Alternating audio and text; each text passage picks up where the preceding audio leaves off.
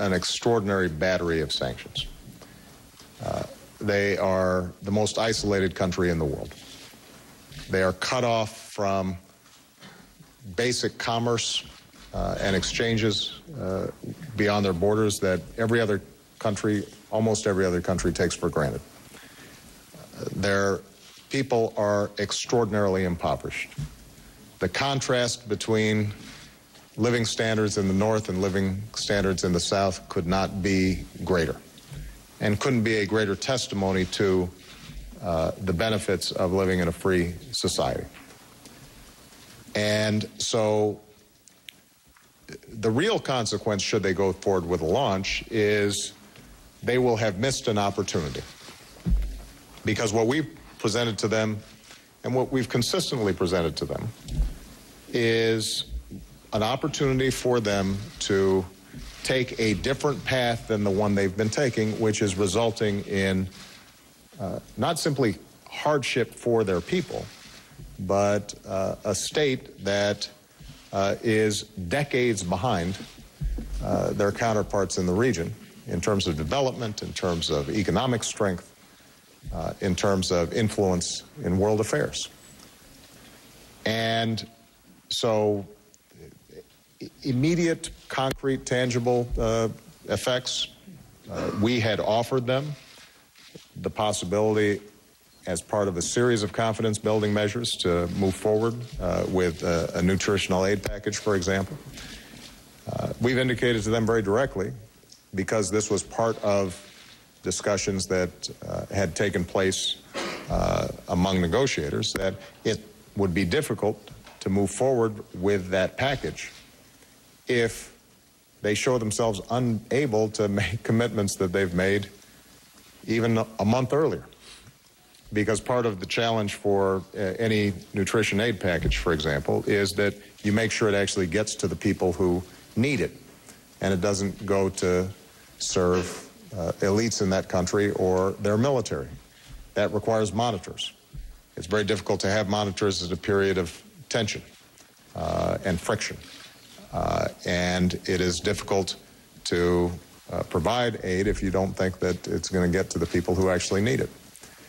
So that's just one example of the kinds of consequences that will take place. I'll also note that every time North Korea has violated international resolution, a Security Council resolution, it's resulted in further isolation, tightening of sanctions, stronger enforcement, greater support on the part of the international community for stronger enforcement. I suspect that will happen this time as well. So they need to understand that bad behavior will not be rewarded. There had been a pattern, I think, for decades in which North Korea thought that if they acted provocatively, then somehow they would be bribed into ceasing and desisting acting provocatively. And President Lee and I have agreed from the start of our relationship that we're going to break that pattern. And I suspect that it will ultimately end up having the impact intended, but in the meantime, it's the people of North Korea that are most likely to suffer. I do want to comment on the issue you raised with respect to the Nuclear Security Summit. Understand that the concept of the Nuclear Security Summit that we set up was not directed at the specific issue of Iran or North Korea, but was directed at one leg of a multi-legged stool when it comes to our nuclear security. Specifically, if you've got a lot of loose nuclear material, if countries either historically because of old nuclear programs or currently in terms of how they operate their nuclear energy facilities, are leaving a bunch of material out there that could potentially fall in the hands of terrorists, that poses an extraordinary threat to the United States, to South Korea, and to countries all around the world. And so our goal with this Nuclear Security Summit has always been to be very specific concrete around a set of issues that if we act with some deliberateness, can actually enhance everybody's security and should not be controversial. And it's a testament, I think, to that well-defined agenda that 2 years later we're seeing all these deliverables take place that are taking a whole bunch of nuclear material out of vulnerable positions that could fall into the wrong hands. It doesn't solve every problem. It doesn't address every issue that I raised in my Prague speech 3.5 years ago. We still have issues of how can we reduce nuclear weapons among those countries that currently have nuclear weapons, consistent with the long-term obligations of the NPT. We still have outliers like Iran and North Korea that are potentially pursuing nuclear weapons and that pose a significant danger and are engaging in potential non-proliferation activities. But that doesn't diminish in any way the concrete work that's gotten done here that is significantly reducing the risk that an al-Qaeda or a terrorist organization could get a dirty bomb and explode it in Seoul or New York City. And that's always been the objective of the Nuclear Security Summit. And I think that because of the fine leadership that's been shown by President Lee and his delegation, we're going to see a whole bunch of concrete stuff get done over the next 2 days. Oh, you know, I think it's hard to have an impression of Kim Jong-un, in part because the situation in North Korea still appears unsettled. It's not clear exactly who's calling the shots and what their long-term objectives are.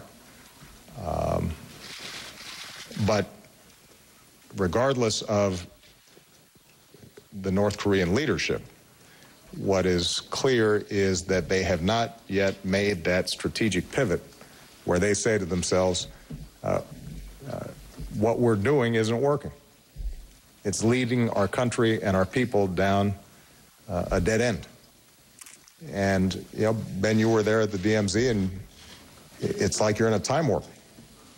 It's like you're looking across 50 years into a country that has missed 40 years or 50 years of progress. And, you know, if a country can't feed its people effectively, if it can't make anything of any use to anybody, if it has no exports other than weapons, and even those aren't ones that in any way would be considered state-of-the-art. If it can't deliver on any indicators of well-being for its people, then you'd think you'd want to try something different. I don't get a sense that they've made that decision yet, but my suspicion is that at some point that's what the North Korean people are going to be looking for. And they do have that opportunity. And when they make that decision, I know I speak for President Lee, no one will welcome it more than we do, because you know, it is in our interests to see every country provide opportunity and prosperity for its people. But there are certain things that just don't work, and what they're doing doesn't work. Regarding the Nuclear Security Summit, President Obama just explained what kind of objectives that we want to achieve by holding the second Nuclear Security Summit. So I just want to add to what President Obama said and say that during the Seoul Summit, which begins tomorrow, first of all, we're going to review the kind of progress that we made back in Washington, D.C. And then what we're going to do is we're going to make more pledges to reduce and eliminate nuclear materials. We are going to set up more concrete benchmarks And as a result of the Seoul summit, we will be able to reduce and eliminate about 20,000 nuclear weapons. But we still have about 100,000 nuclear weapons left. This is a tremendous amount of nuclear weapons, but I have hope that as we continue to engage in with this problem, that we will be able to achieve and obtain our goal of a world without nuclear weapons. And another important point that President Obama also mentioned is that 50-plus leaders gathered here in Seoul are going to be discussing how we can prevent nuclear materials and weapons from falling into the wrong hands. We are going to discuss how we can share intelligence and information so that we can prevent individuals and organizations from acquiring nuclear weapons.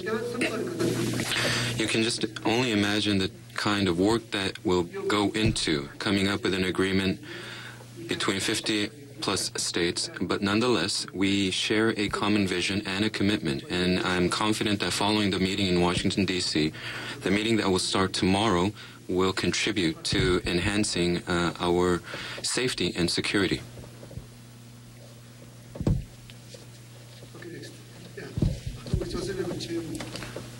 Mr. Choi from Choi Hyun-muk from Chosun Daily. A question going out to President Obama. Mr. President, you just visited the DMZ, the Panmunjom, this morning. And today, the North Koreans are commemorating the 100th anniversary of the birth of Kim Il-sung, and so they were having this big parade in North Korea, also celebrating the new leadership of Kim Jong-un. If you can share with us your thoughts in visiting the DMZ and what you think about the leaders in North Korea. And second question has to do with extending the missile range of South Korea. The South Korean government's position is that since North Korea has a capability of more than 3,000 kilometers in its missile